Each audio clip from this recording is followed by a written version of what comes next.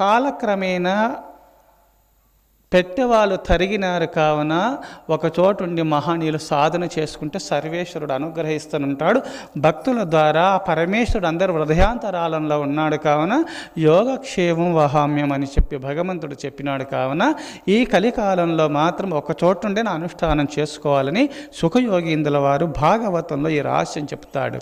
కమనీయ భూమి భాగములు లేకున్నవే పడియుండుటకు దూది పరుపులేల సహజంబులకు కరాంజలు లేకున్నవే భాజన భోజన పుంజమేల వల్కలాజినకు శావలు లేకున్నవే కట్టదు కోల సంఘంబులేల కొనగొని వశింప గుహలు లేకున్నవే ప్రాసాది సౌధాది పటలమేల పలరసాదులు కొరియవే పాదపములు సాధు జలముల నుండవే సకల నదులు పొసగ భిక్షలు బెట్టరే పుణ్యసతులు ధనమధాందుల కొలువేల తాపసులకు అని సుఖయోగీంద్రుల వారు ఆ కృతయుగము త్రేతాయుగము ఆ యుగ ధర్మాన్ని బట్టి అరణ్యంలో ఫలాదులు ఎక్కువ ఉండేది కావున అరణ్యంలో ఉండి మహర్షులు గుహలల్లో తపస్సు చేసుకునేవారు కావున అప్పుడు చెప్తూ ఫలరసాదులు కొరియవే పాదపములను చెప్పినాడు.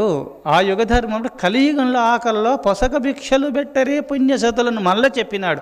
అంటే కలియుగంలో అవన్నీ నశిస్తాయి, ఎవరో పుణ్యపురుషులు మీకు ఆ ఆహార పానీయాలు ఇస్తారు కావున పరమాత్మ చింతన చేసుకోండి.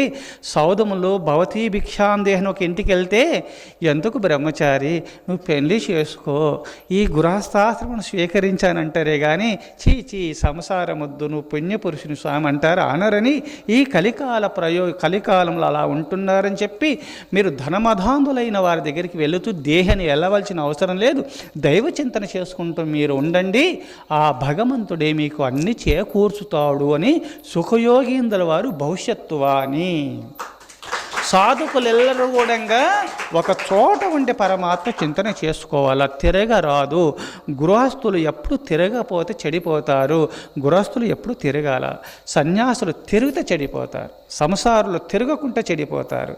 అందుకోసం వాళ్ళు తిరుగుతూ ఉండాల, అనగా పనిపాటలు చేస్తుంటారు కావున అది అవసరము. సన్యాసి తిరిగితే సాధన జరగదు కావున ఒకే చోటుంటే అనుష్ఠానములు చేసి లోకశ్రేష్ఠకై దారబోయాల సన్యాసి ధర్మము.